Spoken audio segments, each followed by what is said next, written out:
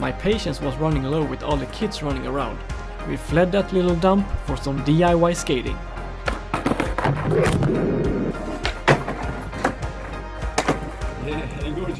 What's up guys, and welcome to JP Skateboard channel, and today it's road trip time. Now this skate park is one of the locals in the vicinity, and it's also a very small skate park.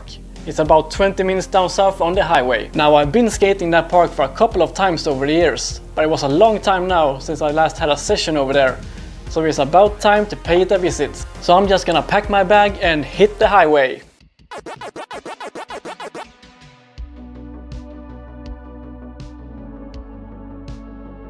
Welcome to Laholm Skate Park. Here we have a huge bowl area, and the rest is the street part with a couple of quarter pipes. There are some curbs and a bank with a huge handrail.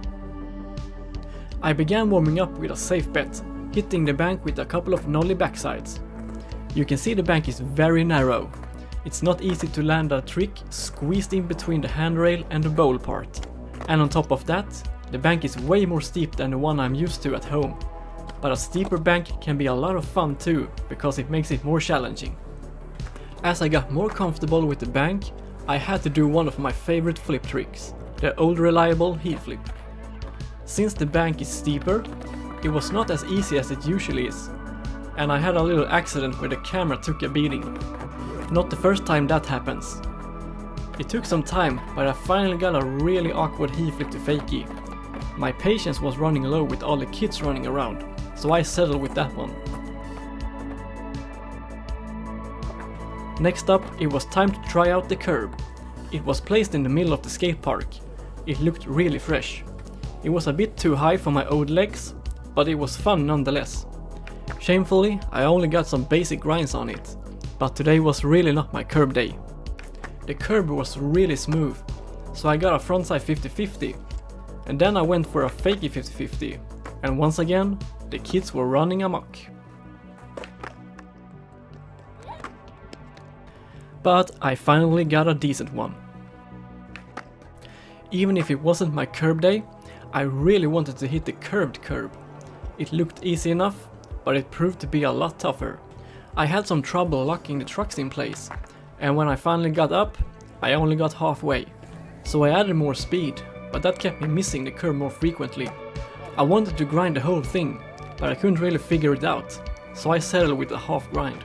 And after trying for a long time, I hooked up with my local friend Amel and went to a hidden DIY spot, and that's when the fun really began.